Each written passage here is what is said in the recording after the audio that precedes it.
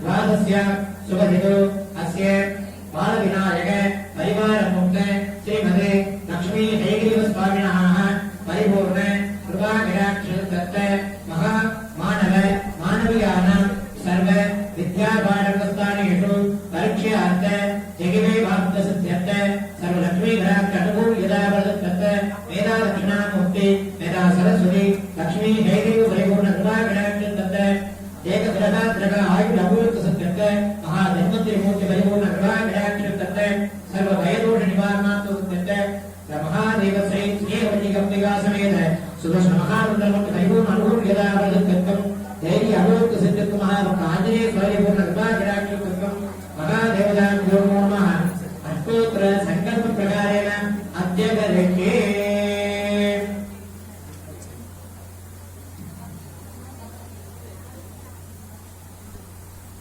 ओम ज्ञानां द्वागणति गुणामे कविना मुनस्वति क्षेत्राय ब्रह्मणां ब्रह्मणत्वदानं पन्नमि ईतसाधनं ओम श्री महागणपतये नमः।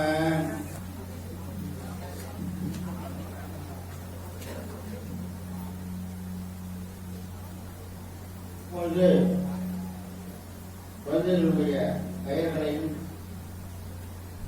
கோத்திரம் நட்சத்திரம் இருந்தால் அதையும் சேர்த்துக் கொள்கிறோம். அவரவர் மனதார பிரார்த்தனை செய்து கொள்ளும்.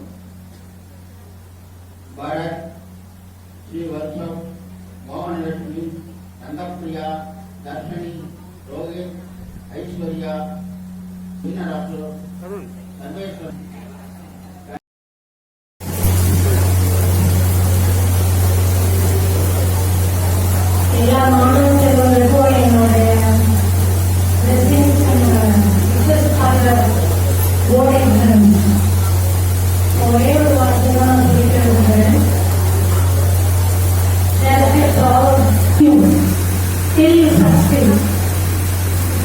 சொன்னவர் யாரும் உங்களுக்கு தெரியுமான்னு தெரியல. அப்படின்னு கேள்விப்பட்டோம் தெரியல. அவர் சொன்ன வார்த்தைகள் இதுல சக்சஸ் இஸ் நாட் ஃபைனல்னா அது என்ன மீனிங்னா நீங்க சக்சஸை தேடி போக வேண்டாம் அப்படின்றது கிடையாது. இப்போ ஒரு குழந்தைய எடுத்துக்கோங்க.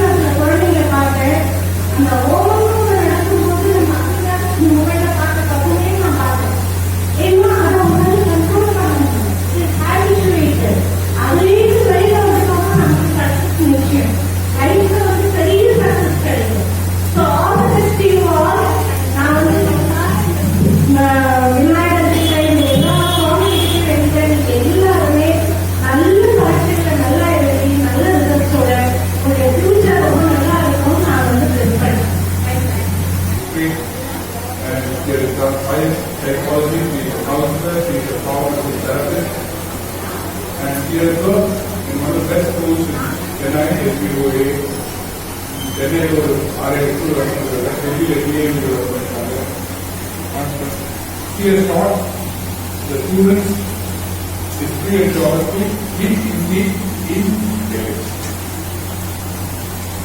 Now my only request is all of us learn to do well, we learn to put in hard work, but before going to the exams, please do take the blessings of the parents, because without parents we don't exist in the world. Alright? Is there any doubt? Please take the blessings of the parents, because the parents, they have sacrificed a lot for us, and we, as a token of appreciation, deserve to take the blessings. Thank you very much. All the best. Wish you all the glory. அதற்கு நிறைய காரணங்கள் இருக்கு. அது உங்களை மாதிரி அந்த காலத்துல இப்ப நாங்களாம் வயசாயிடுச்சு, என்னோட இருக்காங்க சொல்றதா அவங்க எல்லாம் சேர்த்து அவங்களுடைய பேக்கெட் மணியில போட்டு கட்டப்பட்ட சின்ன ஆலயம். இன்னைக்கு இந்த அளவு வளர்ந்துருக்குன்னா அதுக்கு காரணமான மக்கள் நிறைய பேர் இருக்கிறாங்க. ஸோ அத்தனை பேருக்கு உங்களுடைய மனமார்ந்த நன்றியை தெரிவித்துக் கொள்கிறேன். ஸ்டூடெண்ட்ஸ்க்கு ஒண்ணு சொல்றேன், அதுக்கு முன்னாடி ஒண்ணு சொல்றேன். நீங்க வந்து 4 விஷயம் ஞாபகம் வச்சிருக்க. என்னது? தெளிவா இருங்க, தைரியத்தோட இருங்க, தன்னம்பிக்கையை வளர்த்துங்க, ஆட்டோமேட்டிக்கா நீங்க எது ஒண்ணு அடையலாம். ஸோ இன்னைக்கு வந்து உங்களுக்கு அட்வைஸ் பண்ணது நான் சொல்லிட்டேன்னா, மேடம் வந்துட்டாங்க.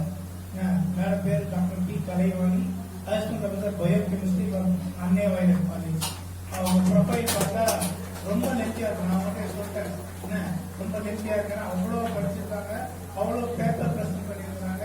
அது எல்லாமே நமக்கு அந்த அளவுக்கு எனக்கு தெரியாது. ஏன்னா நான் அவ்வளோ படிக்கல, நான் பிகாம் தான் படிச்சேன், சயின்டிபிக் அவ்வளோ தெரியாது. ஸோ அந்த அளவுக்கு நமக்காக எங்க புழல் கிட்ட வந்திருக்காங்க. ஸோ திருமதி கலைவாணி, அசிஸ்டன்ட் வந்து பயோகெமிஸ்ட்ரி அன்னை வயலட் காலேஜ்.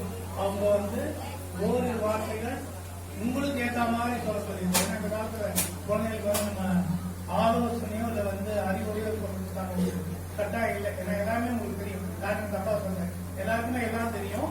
அதனால இருந்தாலும் உங்களுக்கு எந்த சில விஷயங்கள், ஏன்னா வந்து லேட்டஸ்ட் கரிக்குலம் பார்த்தவங்க நாங்கெல்லாம் மோர் தென் 50 இயர்ஸ் கிளாஸ் ஆயிடுச்சு எங்களுடைய கரிக்குலம் தான். ஸோ லேட்டஸ்ட் கரிக்குலம் ஏற்ற மாதிரி தற்கால மாணவனுடைய மனநிலைக்கு ஏற்றவாறு என்ன சொல்லணுமோ அதை சொல்லுவாங்க.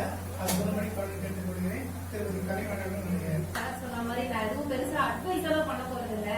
ஏன்னா நான் அட்வைஸ் பண்ற அளவுக்கு நீங்க இல்லைன்னு எனக்கு நல்லாவே தெரியும். ஏன்னா உங்ககிட்ட இருந்து நான் நிறைய கத்துக்கணும். அவங்க வந்து ரொம்ப நான் வந்து அவங்க எல்லாத்தையும் தாண்டி வந்திருக்கேன், ரொம்ப பழைய ஆளு, எனக்கு நிறைய விஷயம் தெரியாதுன்னு சொன்னாரு. உண்மையா சொல்லலாம், எனக்கே நிறைய விஷயம் தெரியாது, போன்லயே நிறைய விஷயம் தெரியாது, இன்ஸ்டாகிராம்ல ஏதாவது மெசேஜ் பண்ணா அதை பார்க்க தெரியாது. ஸ்டூடெண்ட்ஸ் வந்து என்கிட்ட கேட்பாங்க காலேஜ்ல, மேம் 4 நாள் வந்து மெசேஜ் பண்ணி இன்னும் நீங்க அதை ஓபன் பண்ணாமலே இருக்கீங்களே அப்படின்னு. போன வாரம் ஒரு ஸ்டூடெண்ட் வந்து கேட்டாங்க, எனக்கு தெரியாதுப்பா, டைம் இல்ல பாக்குறதுக்கு, என்ன மேம் நீங்க அப்டேட் இல்லாம இருக்கீங்க அப்படின்னு சொல்றதுல தான் நானும் இருக்கேன். இருந்தாலும் இந்த 12th standard 10th standard 11th standard exam மட்டும் இன்னும் மாறல. என்னைக்கு மாறும்ன்றதுதான் உங்களுடைய எண்ணங்கள் எனக்கு நல்லாவே புரியுது. ஆனா அப்படி ஒரு இலக்கு இல்லைன்னா நம்ம வந்து நாலேஜே கெயின் பண்ண முடியாது. கரெக்டா? ஒரு தேர்வுன்னு ஒண்ணு வைக்கிறது எதுக்காகனா, நிறைய விஷயம் நம்ம தெரிஞ்சுக்கிறத பின்னாடி பிராக்டிகலா நம்ம அதை இம்ப்ளிமெண்ட் பண்ணி பார்க்கணும். இப்ப நம்ம ஒரு படிக்கிறோம், புத்தகத்தை எடுத்து படிக்கிறோம், டைம் பாஸ்க்கு படிச்சுட்டு நம்ம பாட்டுக்கு போயிட்டே இருந்தா அந்த எந்த விஷயமும் நமக்கு ஞாபகம் வராது. எக்ஸாம்னு ஒரு இலக்கு வைக்கிறதுனாலதான் நீங்க எல்லாமே படிச்சு அடுத்த கட்டம் என்ன அதை ஞாபகம் வச்சு பின்னாடி அதை பிராக்டிகலா இம்ப்ளிமெண்ட் பண்றீங்க. நான் சொல்றது உங்களுக்கு புரியும்னு நினைக்கிறேன். நிறைய டீச்சர்ஸ் கிளாஸ்ல எடுக்கும் போது நிறைய பேர் தூங்குவீங்க. கரெக்டா? நிறைய பேர் தூங்கிட்டு இருப்பீங்க. இருந்தாலும் உங்களை எழுப்புறதுதான் அந்த டீச்சர்ஸோட வேலையா இருக்கும். நீங்க அப்படி நினைச்சிட்டு இருக்கீங்க. பட் ஒவ்வொரு டீச்சர்ஸும் ஒரு ஸ்டூடெண்ட்டும் தன்னோட பிள்ளைகளா தான் நினைச்சிட்டு இருப்பாங்க. எப்படி உங்க பெற்றோர்கள் உங்களை பாத்துக்கிறாங்களோ அந்த மாதிரிதான் அந்த டீச்சர்ஸும் உங்களை பாத்துக்கிறாங்க. சரிங்களா? சோ இப்ப நான் ஒரு சில டிப்ஸ் மாதிரி தான் கொடுக்க போறேன். இது வந்து உங்களுக்கு அட்வைஸும் எதுவும் கிடையாது. இந்த டிப்ஸை நீங்க ஃபாலோ பண்ணா போதும். ஒரு வரி ஒண்ணு அழகா சொல்லுவாங்க. அதாவது என்ன வரினா, விதைத்தவன் தூங்கினாலும் விதைகள் தூங்குவதில்லைன்னு சொல்லுவாங்க. விதைத்தவன் யார்? உங்களை விதைத்தவன் யார்? உங்க பெற்றோர்கள். அவங்க நிம்மதியா தூங்குறாங்கன்னு நான் சொல்ல மாட்டேன். ஆனா ஒவ்வொரு நிமிஷமும் ஒவ்வொரு கணமும் உங்களை பத்தி மட்டுமே சிந்திச்சுட்டு இருப்பாங்க. கரெக்டா? இருந்தாலும் ஒரு நேரம் அவர்கள் தூங்கினாலும் விதைகளாகிய நீங்கள் தூங்குவதில்லை, தூங்கக்கூடாது. என்ன விஷயம்னா, அந்த விதை வந்து மண்ணை பிளந்து எப்ப வரும்னு பாத்துட்டு இருக்கோம். ஒவ்வொரு நொடியும் யோசிச்சுட்டு இருக்கோம் அந்த மண்ணை பிளந்து எப்ப வரும். அதே மாதிரிதான் நீங்களும் விதைகளாக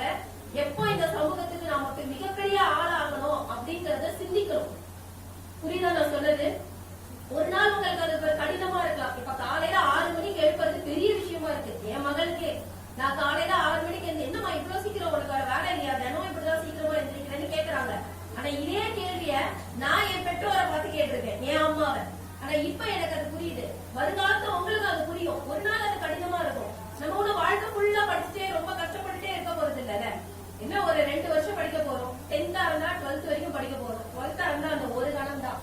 காலேஜ் போகும்போது லைஃபே வேற மாதிரி மாறிடும் அப்படின்னு உங்களுக்கு எல்லாம் சொல்லுவாங்க. பட் அப்பயே நம்ம படிக்கதான் போறோம். அது ஒரு ஜாலியா படிக்க போறோம், அவ்வளவுதான். நீங்க படிக்க போற விஷயத்த என்னைக்குமே கஷ்டப்பட்டு செய்யாதீங்க. ஒரு நம்ம ஒரு வெயிட் லிப்டிங் தூக்குறோம்னு வச்சுக்கோங்களேன். ஒரு ஜிம்ல இருக்கவங்க வெயிட் லிப்டிங் தூக்குறாங்கன்னா அவங்களுடைய கஷ்டமா அது வந்து நினைச்சு தூக்க மாட்டாங்க.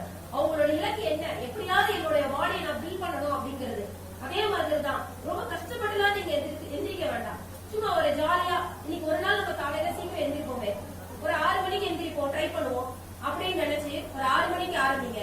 அது ஒரு 5 மணிக்கு ஆரம்பிங்க. ஒரு வாரம் கஷ்டமா இருக்கும், ஒரு 2 வாரம் கஷ்டமா இருக்கும். ஒரு 21 days ஆயிடுச்சுன்னு வச்சுக்கோங்களேன், உங்களுக்கு அது ஒரு பிராக்டிஸ் ஆயிடும்.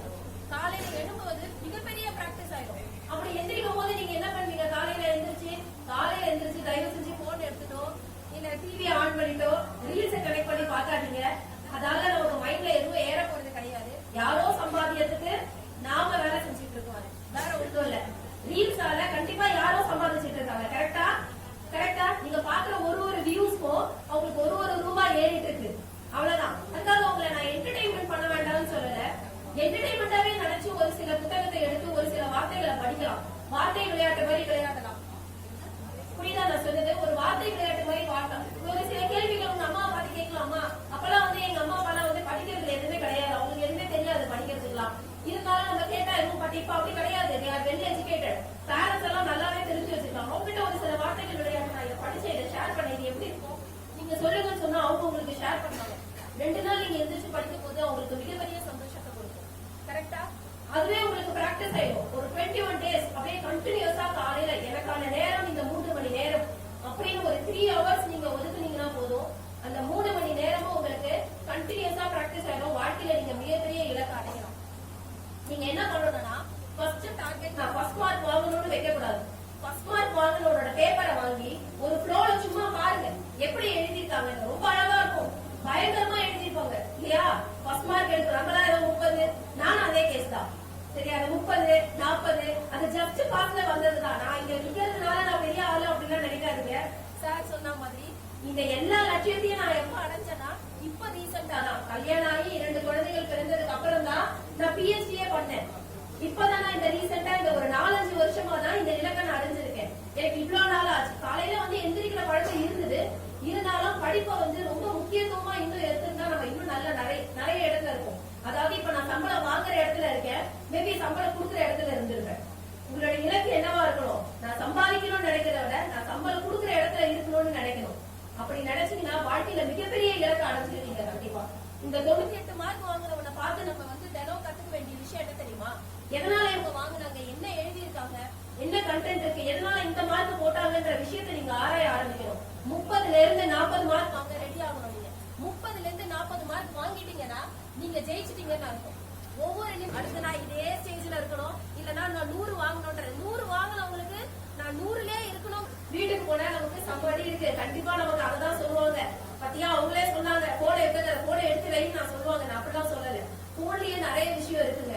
அப்பெல்லாம் எங்களுக்கு போன் கிடையாது, படிக்க வசதி கிடையாது, டியூஷனுக்கு தேடணும், நல்ல டீச்சர்ஸா படிக்கணும், அவங்க கிட்ட போய் படிக்கணும், வீட்டுல வந்து படிக்கணும், இப்பதான் வேலை. ஆனா இப்போ உங்களுக்கு அப்படி கிடையாது. போன்லயே நிறைய டீச்சர்ஸ் இருக்காங்க. யூடியூப்ல மேக்ஸ்ல எக்ஸசைஸ் போட்டு சம்மோட நேம் போட்டீங்கன்னா அழகா அவங்க சூப்பரா சொல்லி கொடுத்துறாங்க. ஏதாவது புரியலன்னா கத்துக்கோங்க அதை பார்த்து. ஓகேவா? நான் என்ன சொல்றேன்னா 4 ரீல்ஸ் பாக்குறதுக்கு ஒரு சம்மு பாத்தீங்கன்னா ஈஸியா இருக்கும், அழகா கத்துட்டு போலாமே. நமக்கு வந்து இந்த 12th வரைக்கும் தானே அந்த கஷ்டம். இது கஷ்டமா நினைச்சா அது கஷ்டம் இல்லையா? அதாவது சென்று கொண்டிருப்பவன் நேரத்தை வென்று கொண்டிருக்கிறான்னு சொல்லுவாங்க. நீங்க சென்று கொண்டிருங்க, அப்பதான் நேரத்தை வெல்ல முடியும். நின்று கொண்டிருப்பவனை நேரம் தின்று கொண்டிருக்கிறது. நீங்க நின்றுட்டே இருந்தீங்கன்னா உங்க டைம் உங்களை சாப்பிட்டுட்டே இருக்கு, உங்களுக்கான டைம் வேஸ்ட் ஆகிட்டே இருக்கு. சோ அந்த டைமை வந்து எப்பவும் நீங்க வந்து வேஸ்ட் பண்ணாதீங்கன்னு நான் சொல்றேன். இந்த ஒரு 2 வருஷத்துல உங்களால முடிஞ்ச எஃபர்ட்டை அந்த இதுல போடுங்க, எக்ஸாமுக்கு படிங்க, முடிஞ்ச எஃபர்ட்டை போடுங்க. உங்களால கண்டிப்பா ஜெயிக்க முடியும். ஏன்னா நீங்க எல்லாம் மிகப்பெரிய சாதனையாளர்கள். மேபி நான் ஃபியூச்சர்ல உங்களோட ஸ்பீச் உட்காந்து கேட்கிற நிலைமை கூட வரலாம் இல்லையா? நீங்க எல்லாருமே மிகப்பெரிய சாதனையாளர்கள்னு நான் சொல்றேன். என்ன பார்க்கும்போது அப்படிதான் தெரியுது. அதே மாதிரி எந்த விதத்தையோ தாய் தந்தையை கூட கஷ்டப்படுத்தாங்க, அவங்கதான் நமக்கு எல்லாமே. நம்ம உலகமே அதான். அதனாலதான் விநாயகர் ரொம்ப அழகா என்ன பண்ணிருக்காரு, சொன்னா தன்னுடைய தாய் தந்தையை சுத்தி வந்திருக்காரு. அதே மாதிரி நீங்களும் உங்களுடைய பரீட்சை எழுதுறதுக்கு முன்னாடி நான் இதை செஞ்சேன். நான் சும்மா சொல்லக்கூடாது, உண்மையா தான் சொல்றேன். என்னுடைய பரீட்சை ஒவ்வொரு பரீட்சை எழுதும் போது கிளாஸ் எக்ஸாமா இருந்தா கூட பரவாயில்ல, ரிவிஷன் எக்ஸாம் அந்த மாதிரி எக்ஸாம்ல என்னோட அம்மா காலில் விழுந்து ஆசீர்வாதம் வாங்கிட்டு போவேன். எங்க அண்ணன் சொல்லுவான், இதெல்லாம் உனக்கு ஓவரா தெரியல, உனக்கு எதாவது வாங்கி கொடுக்க போறாங்களா, இந்த ஆக்டிங்லாம் அதிகமா பண்றேன். பட் எனக்கு அதை பத்தி கவலை இல்லை. என்னோட பழக்கம் அது யாரும் எனக்கு சொல்லி கொடுத்து வரல, நான் தானா நினைப்பேன். ஏன்னா எங்க அம்மா எனக்காக அந்த ஒரு நாள் முழுக்க வேண்டிட்டு இருப்பாங்க. என்ன வேண்டிட்டு இருப்பாங்க, என் குழந்தை எப்படியாவது இன்னைக்கு பரீட்சையில ஒழுங்கா எழுதும். என்னோட வேண்டுதலை விட அவங்களோட வேண்டுதலுக்கு பவர் அதிகங்க. அதனாலேயே வேணுமோ 10th நான் 92% வாங்குவேன். ஒவ்வொரு நிமிஷமும் எனக்காக வேண்டுவாங்க, ஒவ்வொரு நிமிஷமும் எனக்காக வேண்டுவாங்க.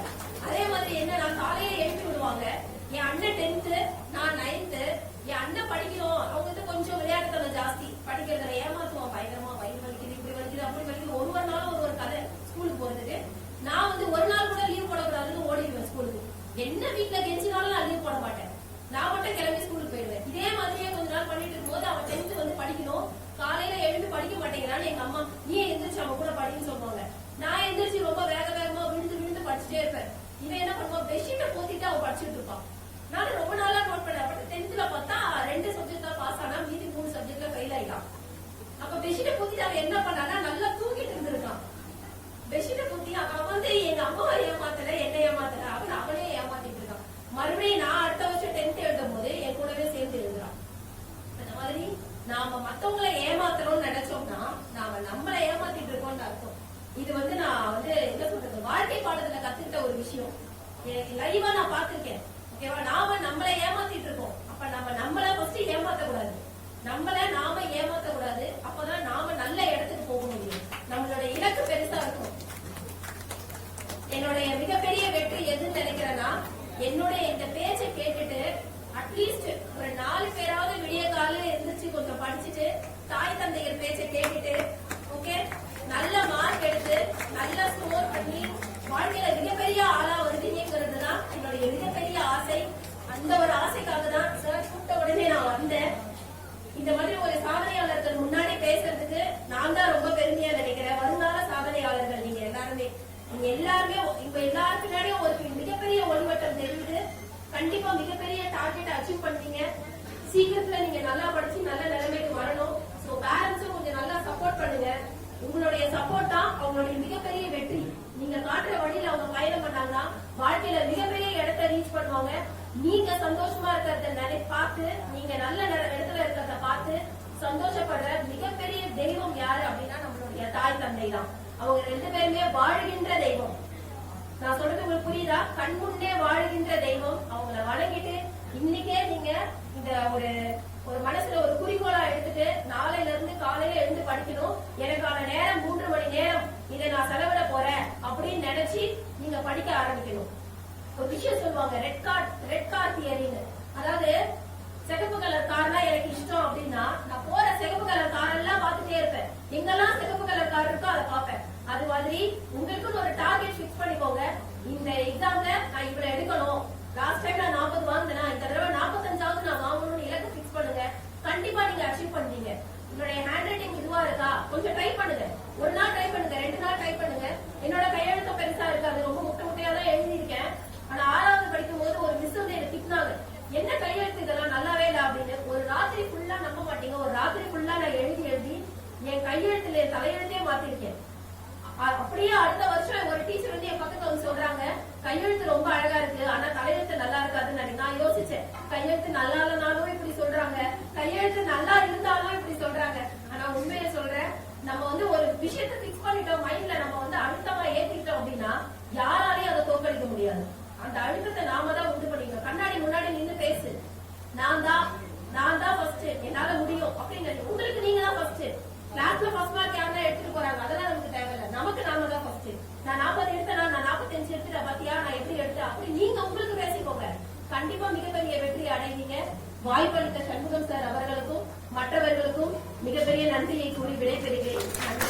சொல்லி மொபைல் யூசேஜ் சூப்பரா அவங்க என்ன பண்ணிருக்காங்க, அவங்க ஃபேமிலியில டிசைட் பண்ணிருக்காங்க, one day keep off the mobiles. Exam எழுதும் போது நீங்க எழுதுற அந்த கொஸ்டின்ஸ் இருக்கு இல்லையா, அதை வந்து ஒரு ஆர்டரா எழுதுங்க. அப்படி நீங்க ஆர்டரா எழுதும் போது தான் கரெக்ஷன் பண்றவங்க ஒரு நல்ல மென்டாலிட்டி இருக்கும். நிறைய பேர் சொல்லிருப்பாங்க, கரெக்ஷன் பண்றவங்க கோபம் மிஸ் கடவுளாலும் கஷ்டப்படி அப்பெல்லாம் எதுவும் கிடையாதுங்க. நீங்க எழுதுனா மார்க் போடுவாங்க, அவ்வளவுதான். யாரும் எந்த கோத்தையும் எடுத்துட்டு வந்து உங்க பேப்பர் எல்லாம் காட்ட மாட்டாங்க. எல்லாருக்கும் நீங்க பாஸ் ஆகணும், அவ்வளவுதான். அதெல்லாம் வந்து சும்மா ஒரு ரூமர் தான். இந்த காலங்காலமா ஒரு பொய் கிளம்பி வரும் பாத்தீங்களா, அது மாதிரி நான் ஸ்கூல் படிக்கும் போது அதே தான் சொன்னாங்க. சோ அப்படிலாம் எதுவும் கிடையாது. நல்லா தைரியமா ஃபேஸ் பண்ணுங்க. உள்ள நுழையறதுக்கு ஒரு ½ முன்னாடி தயவு செஞ்சு எதையும் ரொம்ப ரிப்பீட்டடா அப்படியே ஸ்ட்ரெஸ் ஆக்கி படிக்காதீங்க. ஏன்னா நீங்க அவ்வளவு ஸ்ட்ரெஸ் ஆக்கி படிக்கும் போது சுத்தமா உங்களுக்கு பிளாங்கா இருக்கும். ஒரு ½ முன்னாடி உங்களை நீங்க ரிலாக்ஸ் பண்ணிக்கோங்க. கொஸ்டின் பேப்பரை வாங்கின உடனே ஒரு 5 to 10 minutes கொஸ்டின் பேப்பரை நல்லா படிங்க. ஒரு 4 தடவை கொஸ்டின் படிக்கும் போதுதான் உங்களுக்கு அதுக்கான ஆன்சரே ஞாபகம் வரும். நான் சொல்றது உங்களுக்கு புரியுதா? எவ்வளவு ட்விஸ்ட் பண்ணி கேட்டாலும் உங்களுக்கு அந்த ஆன்சர் தெரிஞ்சிருக்கும். பட் அது ஏதோ ஒரு விதத்துல உங்களுக்கு தெரியாம நீங்க நினைச்சிருப்பீங்க, ஐயோ இந்த கொஸ்டின் நான் படிக்கவே இல்லையே. ஆனா உங்களுக்கு அந்த ஆன்சர் தெரிஞ்சிருக்கும். ஒரு 4 தடவையாவது விடாம அந்த கொஸ்டினை படிச்சு பாருங்க. கண்டிப்பா உங்களுக்கு அந்த ஆன்சர் ஞாபகம் வரும். ஒரு 2 seconds கண்ணை மூடி கொஸ்டின் பேப்பர் வாங்குறதும் உங்களை நீங்க ரிலாக்ஸ் பண்ணிக்கோங்க. இதெல்லாம் நான் ட்ரை பண்ணி சக்சஸ் ஆன விஷயத்த நான் சொல்றேன். யாரோ சொல்லி நான் சொல்லல. யூஸ்வலா கொஸ்டின் பேப்பர் வாங்குற உடனே நான் ஒரு 2 seconds கண்ணை மூடி அமைதியா இருப்பேன். எதை பத்தி யோசிக்க மாட்டேன், கண்ணை மூடி அமைதியா இருப்பேன். ஒவ்வொரு கொஸ்டினையும் படிப்பேன். அந்த கொஸ்டினுக்கான ஆன்சரை என் மைண்ட்ல நான் ரீட் பண்ணிட்டே இருப்பேன். இந்த கொஸ்டினுக்கு நான் இதெல்லாம் எழுதணும், இந்த கொஸ்டினுக்கு நான் இதெல்லாம் எழுதணும். ஒரு பிளானிங் பண்ணிப்பேன். வாட்ச் கழட்டி டேபிள்ல வச்சிருவேன். வாட்ச் கழட்டி டேபிள்ல வச்சிருவேன். 1 மார்க்குக்கு இவ்வளவு மினிட்ஸ், 2 மார்க் நான் சொன்னேன் இல்லையா டைம் மேனேஜ்மெண்ட், அது இதுலதான் நீங்க இம்ப்ளிமெண்ட் பண்ணணும். 1 மார்க்குக்கு இவ்வளவு மினிட், 2 மார்க்குக்கு இவ்வளவு, 5 மார்க்குக்கு இவ்வளவு, 10 மார்க்குக்கு இவ்வளவுன்னு அந்த டைமை நான் பிரிச்சு வச்சுப்பேன். சோ நான் ஒவ்வொன்றும் முடிக்கும் போது நீங்க பயப்பட வேண்டாம். ஒரு விஷயம் நீங்க சில விஷயத்துல 5 minutes எக்ஸ்ட்ரா கூட ஆகலாம். நான் சொன்ன டைம் நீங்க கரெக்டா பிக்ஸ் பண்ணிட்டீங்கன்னா 10 minutes பிஃபோரே நீங்க முடிச்சிருக்கீங்க. ஒன்ஸ் ஃபார் ஆல் முடிச்ச உடனே நீங்க என்ன பண்ணணும், கரெக்டான கொஸ்டின் நம்பருக்கு தான் அந்த ஆன்சர் எழுதிருக்கேனான்னு செக் பண்ணிக்கோங்க. கரெக்டான ஆன்சருக்கு அந்த கொஸ்டின் எழுதிருக்கேனா, அந்த ஆன்சர் நான் கரெக்டா எழுதிருக்கேனா, கொஸ்டின் நம்பர் கரெக்டா போட்டிருக்கேனா, எல்லாமே நான் அட்டென்ட் பண்ணிருக்கேனான்றது அந்த லாஸ்ட் 5 minutes. எந்த விதத்திலையும் நிமிர்ந்து பார்த்தோ பின்னாடி பார்க்காதீங்க. யாரையும் பார்த்து எழுதுறதுனால நமக்கு எதுவும் கிடைக்க போறது கிடையாது. அதை விட கெட்ட பேர் தான் நமக்கு கிடைக்கும். நமக்கு என்ன தெரியுமோ அதை மொத்தத்தையும் எழுதுங்க. யார்கிட்டயா கேட்டு எழுதிக்கலாம், யாரையாவது பார்த்து எழுதிக்கலாம், யாராவது ஹெல்ப் பண்ணுவாங்கன்ற மைண்ட் செட்ல நம்ம போறோம்னா நாமளே தோத்துட்டோம்னு அர்த்தம். நம்ம யாரையாவது நம்பி போகக்கூடாது. நம்மளை மட்டும் நாம நம்பி போகணும். நம்ம கையை மட்டும் நல்லா நம்பி போகணும். சரியா? ஒரு பெண்ணுக்கு ஒரு 3 பெண் நல்ல பெண்ணா வாங்கி எழுதிக்கோங்க. எந்த பயமும் வேண்டாம், பியரும் வேண்டாம். நீங்க கண்டிப்பா ஜெயிப்பீங்க வாழ்க்கையில. சரியா? கடவுளோட அனுகிரகத்துல. நன்றி.